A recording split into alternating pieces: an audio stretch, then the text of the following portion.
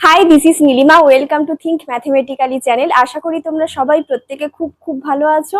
আমাদের কোষে দেখি 1.5টা চলছিল।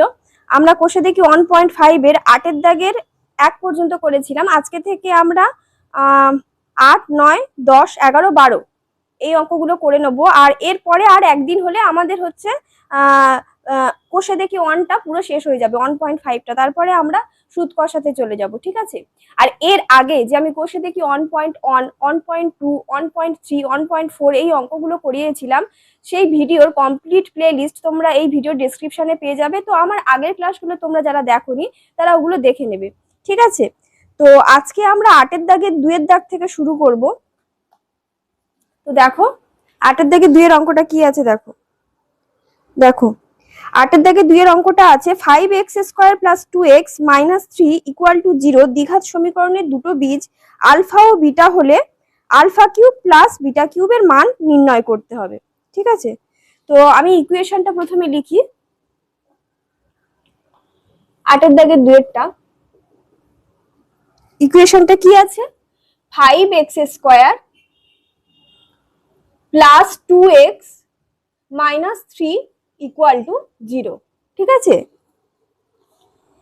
এবারে দেখো এই অঙ্কটা আমি প্রথম দিন করিয়েছিলাম, মানে 1 দাগের অঙ্কটা। সেখানে আমরা কি বলেছিলাম যে আচ্ছা, এখানে যদি আমি ax² + bx + c = 0 এই দ্বিঘাত সমীকরণের সঙ্গে যদি আমি কম্পেয়ার করি তাহলে কি হবে? এখানে আগের দিন করিয়েছিলাম সিমিলারলি, তোমরা যারা আগের দিনের ক্লাসটা দেখোনি দেখে নেবে। এখানে a সমান কি, দেখো এই ইকুয়েশনের সঙ্গে যদি এই ইকুয়েশনটা আমি কম্পেয়ার করি তাহলে এখানে x² এর সহগ a আছে, তাহলে এখানে x² এর সহগ 5 আছে, তাহলে এখানে এর মান হবে 5, ঠিক আছে? b এর মান কত হবে? b এর মান হবে 2। আর c এর মান কত হবে? c এর মান হবে -3, ঠিক আছে? আচ্ছা, এবারে যদি বলি এখানে এই সমীকরণের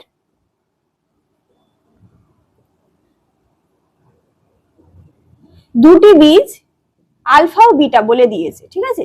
আলফা ও বিটা।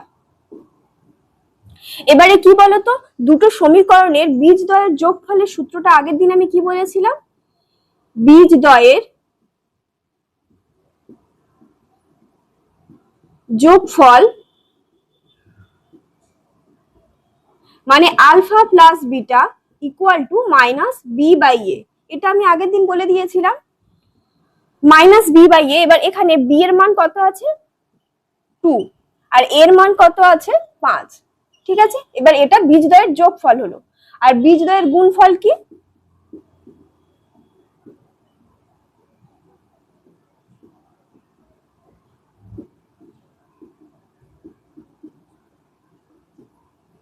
বীজদ্বয়ের গুণফল আলফা × বিটা = c/a। এই ফর্মুলা অনেক দিন ধরেই হচ্ছে, আর নতুন করে বলার কিছু নেই। আমি আগের দিনও বলেছিলাম, আজকেও বলে দিলাম। এবার c এর মান এখানে কত আছে?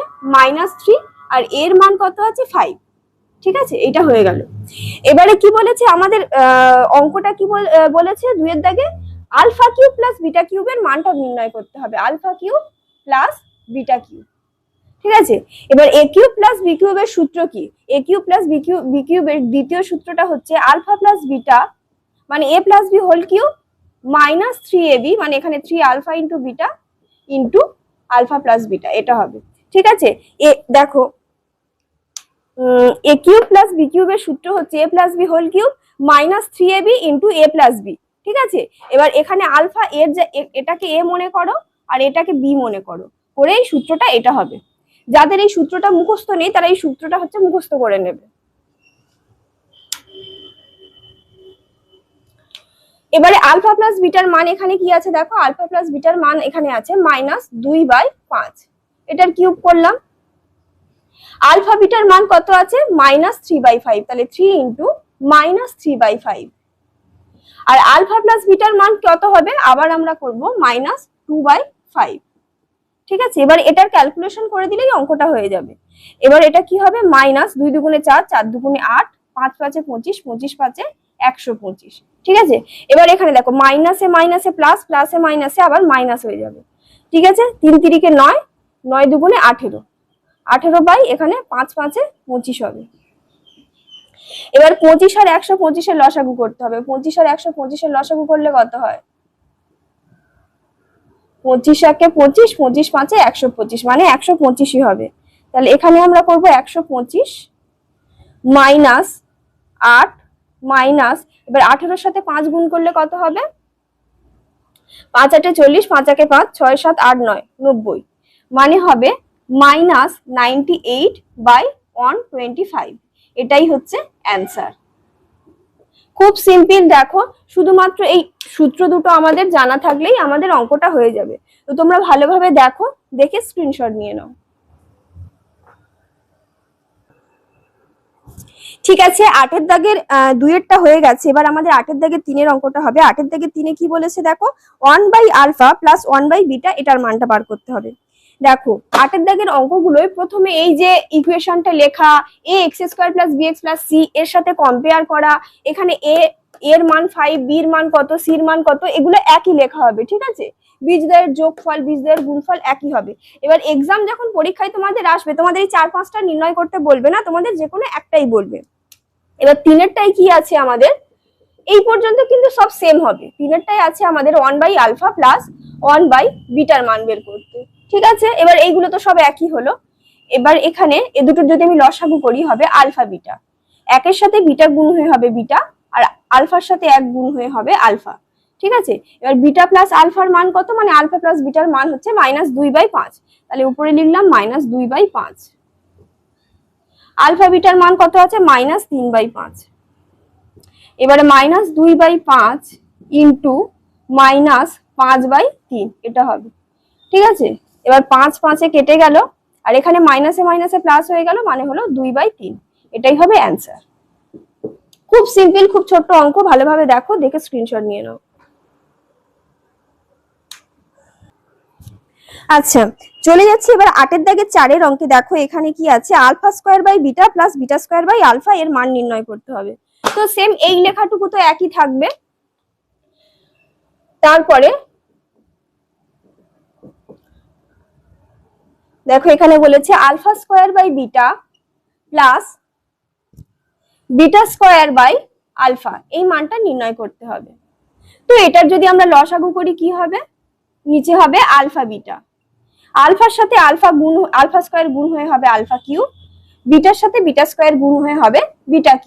ঠিক আছে, এবার a³ প্লাস b³ দেখো এই পোরশনটুকু না আমরা করেছিলাম 8 দাগের 2-এ। ঠিক আছে, তবু আমি এটুকু আরেকবার করে দেবো।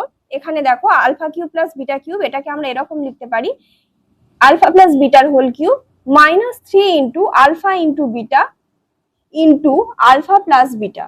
ঠিক আছে, এটাকে ভেঙে আমরা উপরের পোরশনটাকে ভেঙে আমরা এরকম ভাবে লিখতে পারি, আর নিচে আমরা আলফা বিটাটা বসিয়ে দেবো।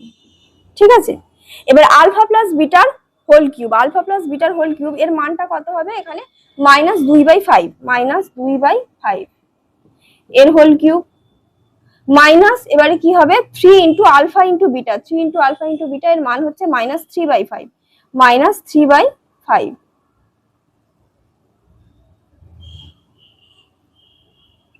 ঠিক আছে, এবার আলফা প্লাস বিটার মান কত আছে, আবার -2/5 আর আলফা বিটার মান কত আছে -3/5। এবারে ওপরেরটার ক্যালকুলেশন না আমি করে দেখিয়ে দিয়েছিলাম, আমাদের ওই প্রথমের যে হচ্ছে তোমার 8 দাগের 2-এর অঙ্কটা করে দেখিয়ে দিয়েছিলাম, ওটাই হয়েছিল আমাদের -98/125, এটাই হয়েছিল। তো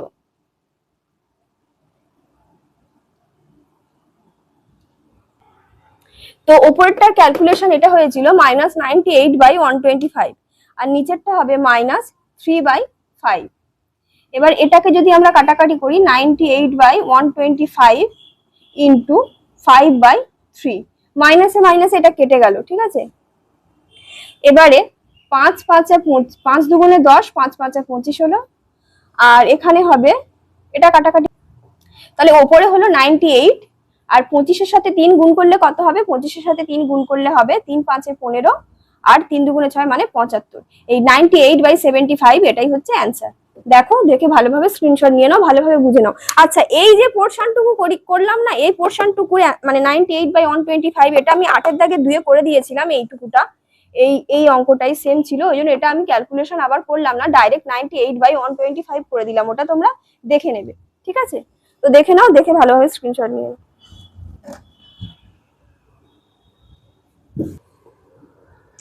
ঠিক আছে, এবার 9 এর দাগের অঙ্কটা দেখো। এখানে কি বলেছে, ax² plus bx plus c equal to 0 সমীকরণটির একটি বীজ অপরটির দ্বিগুণ হলে দেখায় 2b² ইকুয়াল টু 9ac। ঠিক আছে, তো সমীকরণটা কি বলে দিয়েছে, ax² plus bx plus c equal to 0। ঠিক আছে, সমীকরণের একটি বীজ অপর বীজের দ্বিগুণ, তাহলে সমীকরণের দুটো বীজ কি হবে,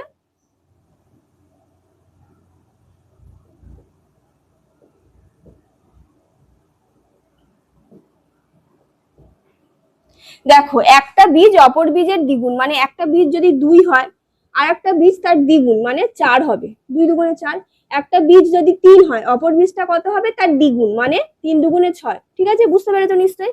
তাহলে একটা বীজ যদি আলফা হয়, অপর বীজটা হবে 2 আলফা, দ্বিগুণ মানে 2 গুণ হয়ে যাবে। এবারে বীজ দুটির যোগফল কি,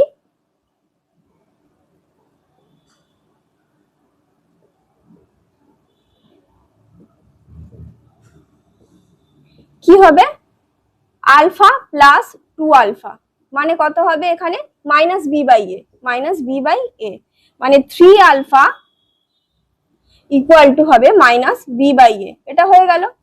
আচ্ছা, এবার বীজ দুটির গুণফল কি হবে,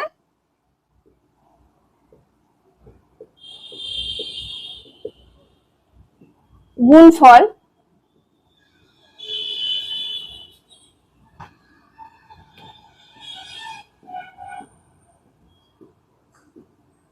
alpha into 2 alpha equal to c by a.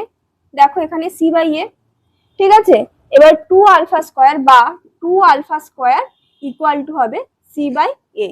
এবার এখান থেকে আমরা আলফার মানটা নিয়ে নেবো, আলফা ইকুয়াল টু কি, মাইনাস বি বাই 3a, তাই তো? এবার আলফার মানটা এখানে আমরা বসিয়ে দেবো 2 into minus B by 3a whole square equal to c by a. এই আলফার মানটা এখানে আমরা বসিয়ে দিলাম। ঠিক আছে, বা 2 ইন্টু এখানে 2b² হবে মাইনাস, আচ্ছা মাইনাস স্কোয়ার মানে এটা প্লাস হয়ে যাবে, 2b² equal to 3 3 9 a square হবে equal to c by a. ঠিক আছে, এবারে বা 2b² equal to 9a² c by a. এবার এই এ আর এই এ এটা কেটে যাবে, তাহলে বা 2b² ইকুয়াল টু 9ac, এটাই হবে। তো ঠিক আছে, এটাই প্রমাণ করতে বলেছে, প্রমাণিত। দেখো, দেখে ভালোভাবে স্ক্রিনশট নিয়ে নাও।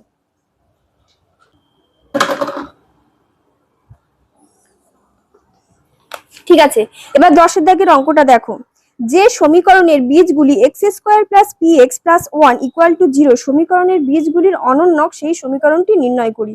আচ্ছা, যে সমীকরণের বীজগুলি x² plus px plus 1 equal to 0 সমীকরণের বীজগুলির অনন্যক, মানে এর বীজ যদি আলফা আর বিটা হয়, অন্য যে নতুন সমীকরণটা তার বীজ হবে 1 বাই আলফা আর হচ্ছে আরেকটা হবে 1 বাই বিটা। মানে পুরনো সমীকরণের বীজ যদি আলফা আর বিটা হয়, নতুন সমীকরণের বীজ তা সেই বীজগুলির অনন্যক, মানে নতুন সমীকরণের বীজ হবে 1 বাই আলফা 1 বাই বিটা। ঠিক আছে, এবার এই যে বীজগুলো হবে যে সমীকরণের, সেই সমীকরণটা আমাদের নির্ণয় করতে বলেছে। ব্যাস, এটুকু বোঝা গেছে। এবারে অঙ্ক করা শুরু করো।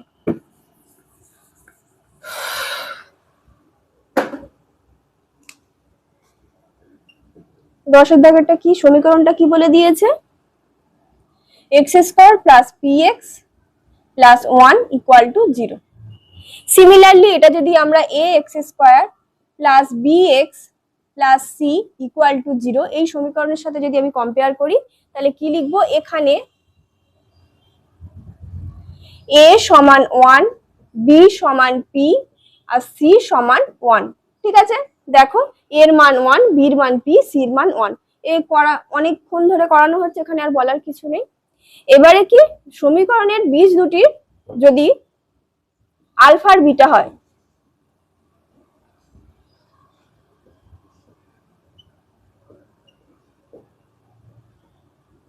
আলফা আর বিটা, তাহলে আলফা প্লাস বিটা কত হবে? মাইনাস বি বাই এ। এখানে বির মান কত আছে? পি, আর এর মান কত আছে? 1, মানে মাইনাস পি হবে। ঠিক আছে, আর আলফা ইন্টু বিটা কত হবে? সি বাই এ। এখানে সির মান কত আছে? 1, আর এর মান কত আছে? 1, মানে 1। আলফা ইন্টু বিটার মান হবে 1। তাহলে এইখান থেকে আমরা আলফা প্লাস বিটা আর আলফা ইন্টু বিটার মানটা আমরা বের করে নিলাম। ঠিক আছে, এটা হলো পুরনো সমীকরণে। এবারে আমরা লিখব, মনে করি নতুন সমীকরণের বীজ দুটি 1 বাই আলফা আর 1 বাই বিটা। 1 বাই আলফা আর 1 বাই বিটা কেন হলো? কারণ এখানে পরিষ্কার বলে দিয়েছে যে নতুন সমীকরণের বীজ পুরনো সমীকরণের বীজের অনন্যক হবে। মানে পুরনো সমীকরণের বীজ যদি আলফা বিটা হয়, নতুন সমীকরণের বীজ এর অনন্যক মানে 1 বাই আলফা 1 বাই বিটা হবে। পরিষ্কার? ঠিক আছে, এবারে নতুন সমীকরণটি হবে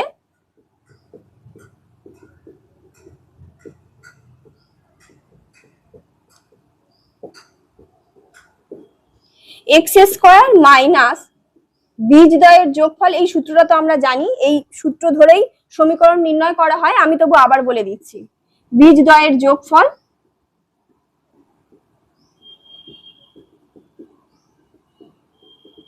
ইন্টু এক্স প্লাস বীজদ্বয়ের গুণফল। ঠিক আছে, দেখো এই সূত্র ধরেই প্রত্যেকটা ইকুয়েশন নির্ণয় করা হয়। দ্বিঘাত সমীকরণ এক্স স্কোয়ার মাইনাস বীজদ্বয়ের গুণফল, বীজদ্বয়ের যোগফল ইন্টু এক্স প্লাস বীজদ্বয়ের গুণফল। ঠিক আছে, এবার লিখলাম বা এক্স স্কোয়ার মাইনাস বীজদ্বয়ের যোগফল কি? 1 by alpha plus 1 by beta into x plus বীজদ্বয়ের গুণফল কি? 1 by alpha into 1 by beta. ঠিক আছে, বা এবার এখান থেকে কি করতে পারি? এক্স স্কোয়ার মাইনাস, এটাকে যদি আমরা সরল করি, আলফা ইন্টু বিটা, উপরে হবে beta plus alpha into x, আর প্লাস এটাকে আমরা লিখতে পারি 1 বাই, আচ্ছা এটা সমান 0, এটা সমানও 0 হবে, আলফা ইন্টু বিটা সমান 0। ঠিক আছে, এটা ক্যালকুলেশন করলাম, দেখো আলফা আর বিটার লসাগু করে আলফা বিটা হলো, বিটার সাথে 1 গুণ হয়ে বিটা হলো, আলফার সাথে 1 গুণ হয়ে আলফা হলো ইন্টু এক্স, আর এটাকে এভাবে লিখলাম 1 বাই আলফা ইন্টু 1 বাই বিটাটাকে 1 বাই আলফা বিটা করে দিলাম। এবারে বা এক্স স্কোয়ার, আলফা প্লাস বিটার মান এখানে কত আছে? দেখো আলফা প্লাস বিটার মান আছে মাইনাস পি, তাহলে উপরে লিখে দিলাম মাইনাস পি, আর আলফা ইন্টু বিটার মান কত আছে? 1, তাহলে নিচে লিখে দিলাম 1 ইন্টু এক্স প্লাস আলফা বিটার মান 1 আছে, মানে 1 বাই 1 ইকুয়াল টু 0। তাহলে এটাকে আমরা লিখলাম এক্স স্কোয়ার প্লাস মাইনাসে মাইনাসে প্লাস হয়ে গেল P x plus 1 equal to 0। এটাই হচ্ছে অ্যান্সার।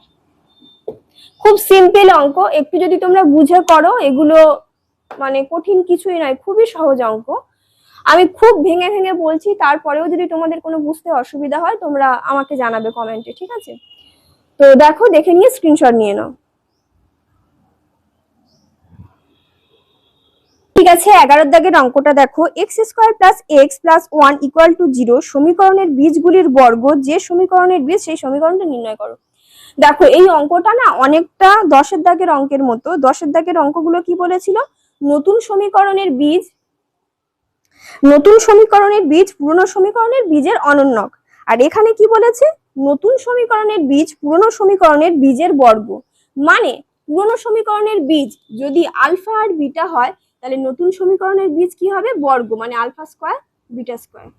ঠিক আছে, ভালোভাবে অঙ্কটা তোমাদের প্রত্যেকের সামনে নিশ্চয়ই বই আছে। দেখো সমীকরণের বীজগুলির বর্গ যে সমীকরণের বীজ, মানে নতুন সমীকরণের বীজটা পুরনো সমীকরণের বীজের বর্গ হবে। ঠিক আছে, এই পর্যন্ত। তো আমরা অঙ্কটা লিখে নিই। দেখো 11 দাগের অঙ্কটা কি আছে? X square plus x plus 1 equal to 0। ঠিক আছে,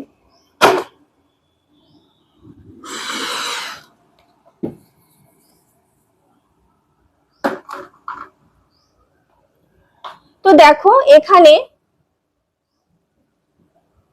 আচ্ছা এটাকে প্রথমে কম্পেয়ার করতে হবে।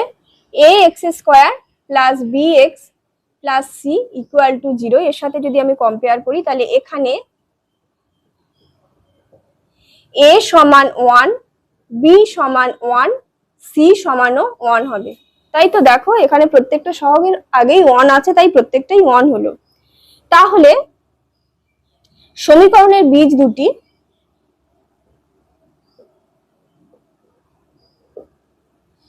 দুটি আলফা ও বিটা, এটা আমরা ধরে নিলাম। ঠিক আছে, ধরি সমীকরণের বীজ দুটি আলফা আর বিটা। তাহলে আলফা প্লাস বিটা কি সূত্র? Alpha plus beta equal to হবে মাইনাস বি বাই এ, তাই তো। এবার মাইনাস বি, এবার বির জায়গায় এখানে কত আছে? 1, এর জায়গায় কত আছে? 1, মানে হবে -1। আর আলফা ইন্টু বিটা এর সূত্রটা কি? সি বাই এ।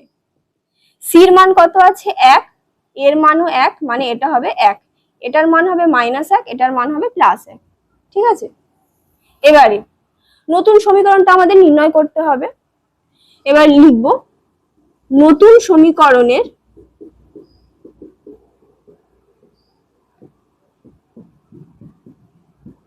বীজ দুটি, বর্গ বলে দিয়েছে, পুরনো সমীকরণের বীজের বর্গ, তাহলে আলফা স্কয়ার আর একটা হবে বিটা স্কয়ার। এবার লিখব নতুন সমীকরণটি হলো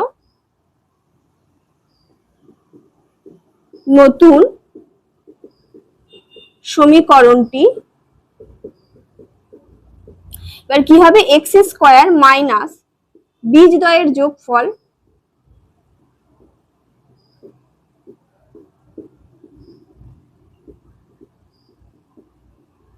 ইন্টু এক্স প্লাস বীজদ্বয়ের গুণফল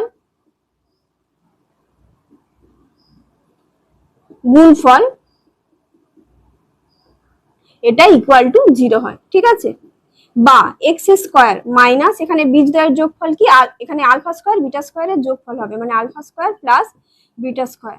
আর বীজদ্বয়ের গুণফল কি? Plus alpha square into beta square equal to 0। এবারে দেখো এটাকে আমরা কিভাবে লিখতে পারি? এই আলফা স্কয়ার প্লাস বিটা স্কয়ারটাকে আমরা সূত্রে যদি করি, তাহলে এরকম ভাবে লিখতে পারি a plus B whole square minus 2ab, এরকম করতে পারি না আমরা? আচ্ছা, এটা ইন্টু এক্স ছিল, এখানে ইন্টু এক্স। দেখো আমরা একটা সূত্র জানি, এ স্কয়ার প্লাস বি স্কয়ারের a plus B whole square minus 2ab। ভালোভাবে দেখো, এ স্কয়ার প্লাস বি স্কয়ারের সূত্র হচ্ছে a plus B whole square minus 2ab। দেখো যাদের সূত্রগুলো মুখস্থ নেই, অঙ্ক করতে কিন্তু খুবই প্রবলেম হবে। তোমরা এই সূত্রগুলো সব মুখস্থ করে নেবে। যদি মুখস্থ না থাকে, আমি প্রত্যেকটা অঙ্কর করার সময় যে ফর্মুলাগুলো বলে দেবো, সেগুলো আলাদা একটা খাতায় আলাদা পেজে লিখে কিন্তু পরপর মুখস্থ করে নেবে। ঠিক আছে, এবার এ স্কয়ার প্লাস বি স্কয়ারের ফর্মুলায় আমি এটা বসালাম। দেখো আলফা প্লাস বিটা এর হোল স্কয়ার, এখানে এ মানে হচ্ছে আলফা আর বি মানে হচ্ছে বিটা। ঠিক আছে, আলফা প্লাস বিটার whole square minus 2 into alpha into beta. ঠিক আছে, এবার প্লাস এটাকে আমরা করতে পারি আলফা বিটার হোল স্কয়ার ইকুয়াল টু 0, বা এক্স স্কয়ার। এবার আলফা প্লাস বিটার মান কত আছে? 1, তাহলে এখানে আমরা লিখে দেবো 1 মাইনাস আলফা ইন্টু বিটার মান কত আছে? আচ্ছা, আলফা প্লাস বিটার মান ছিল -1 স্কয়ার, মানে এখানে হবে -1 এর স্কয়ার। আর আলফা ইন্টু বিটার মান কত আছে? শুধু 1, মানে 2 ইন্টু 1। ঠিক আছে, ইন্টু এক্স প্লাস, এবার আলফা ইন্টু বিটার মান কত আছে? 1, মানে এখানে হবে 1 স্কয়ার ইকুয়াল টু 0, বা এক্স স্কয়ার মাইনাস -1 স্কয়ার, মানে এখানে 1 হবে, আর এটা -2 into x plus 1 equal to 0, বা এক্স স্কয়ার, এটা হবে -1, তাই তো। 1 থেকে -2 বিয়োগ দিলে হয় -1, আর মাইনাসে মাইনাসে প্লাস হয়ে যাবে, মানে এটা x square plus x plus 1 equal to 0। এটাই হবে অ্যান্সার। ভালোভাবে দেখে নাও, দেখে বুঝে নাও। ঠিক আছে, আচ্ছা এইটা কার কার মাথায় ঢোকেনি বলো তো? দেখো 1 থেকে মানে -2 থেকে 1 বিয়োগ দিলে -1 হয়, তাই না? আর -1 সঙ্গে দেখো এই 1 থেকে যদি -2 বিয়োগ দাও, এটা আমাদের -1 হয়ে যাবে। আর -1 আর মাইনাসে প্লাস হয়ে এখানে +1 হয়ে গেল। ঠিক আছে, যদি কেউ বুঝতে না পারো বলা যায় না, আমি আবার বলে দিলাম। ঠিক আছে, দেখো, দেখে হচ্ছে স্ক্রিনশট নিয়ে নাও।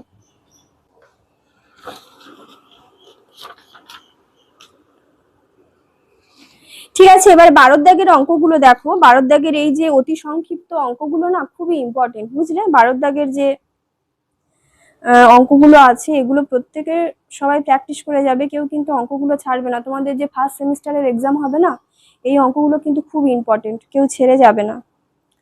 তো 12 দাগের 1 অঙ্কটা দেখো, x² - 6x + 2 = 0 সমীকরণের বীজদ্বয়ের সমষ্টি। এগুলো তো এতক্ষণ করিয়ে করিয়ে আসা হলো। তো দেখো, আমি এপারে লিখে দিচ্ছি, বীজদ্বয়ের সমষ্টি কি?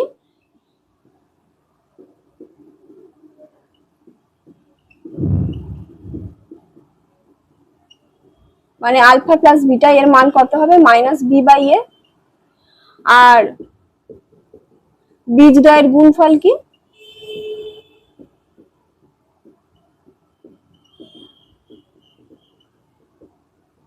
মানে আলফা ইন্টু বিটা, এটা হচ্ছে c/a। এই হচ্ছে সূত্র, এই হচ্ছে কুণ্ডলী। ঠিক আছে, মেন যে বেসিক সূত্র এই হচ্ছে এটা। এটাই শুধু মনে করে রাখবে, দেখবে তোমাদের কত অঙ্ক হয়ে যাচ্ছে। ঠিক আছে, এবার 12 দাগের 1 কি বলেছে? x² - 6x + 2 = 0। এবার এই সমীকরণের বীজদ্বয়ের সমষ্টি জানতে চেয়েছে, মানে আলফা প্লাস বিটার মানটা জানতে চেয়েছে। আলফা প্লাস বিটা এর মান, আচ্ছা, এখানে এরকম ভাবে লিখতে হবে, ax² + bx + c = 0।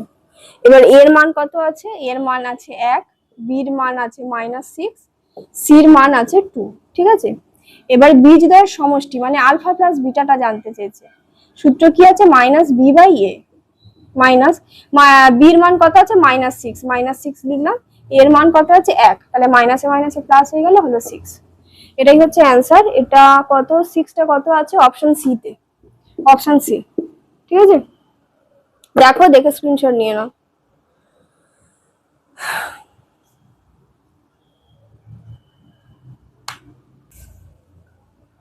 কি বলেছে? ax² + bx + c = 0 সমীকরণের বীজদ্বয় বাস্তব ও অসমান হলে b² - 4ac হবে কত? আচ্ছা, আমি কি বলে দিয়েছিলাম সূত্রগুলো? যদি b² - 4ac > 0 হয়, তাহলে হবে বাস্তব ও অসমান। যদি b² - 4ac = 0 হয়, তাহলে হবে বাস্তব ও সমান। যদি b² - 4ac < 0 হয়, তাহলে অবাস্তব হবে, মানে কাল্পনিক হবে। ঠিক আছে, এই সূত্রগুলো আমি প্রথমে অঙ্ক করানোর সময় বলে দিয়েছিলাম, তাও আমি আজকে আবার বলে দিলাম, তোমাদের মনে করিয়ে দিলাম। ঠিক আছে, তাহলে 12 দাগের 3-এরটা কি হবে? দেখো, কি বলেছে এখানে? 12 দাগের 3-এরটা বাস্তব ও অসমান। তাহলে b² - 4ac বাস্তব ও অসমান যদি হয়, < 0 হবে। তাহলে 12 দাগের 3-এরটা b² - 4ac < 0, মানে এখানে অপশন কোনটা হবে? অপশন এ হবে। এটাই হচ্ছে অ্যান্সার। ঠিক আছে, এবার 12 দাগের 4-এরটা কি বলেছে? দেখো, ax² + bx, 12 দাগের 4-এরটা দেখো, ax² + bx + c = 0 সমীকরণের বীজদ্বয় সমান হলে কি হবে? আচ্ছা, হ্যাঁ, সমান যদি হয় তাহলে কি হবে? b² - 4ac = 0 হবে, তাই তো? মানে b² - 4ac এটা = 0 হবে যদি বাস্তব ও সমান হয়। তাহলে এখান থেকে আমাদের কি জানতে চেয়েছে? সির মানটা জানতে চেয়েছে, মানে এটা জানতে চেয়েছে। তাহলে কি b² = 4ac বা c = b²/4a। এই 4a b² এর নিচে চলে গেল। তাহলে এটা কত নম্বর অপশন হবে? এটা হবে অপশন ডি। ঠিক আছে, দেখো, দেখে স্ক্রিনশট নিয়ে নাও। তারপর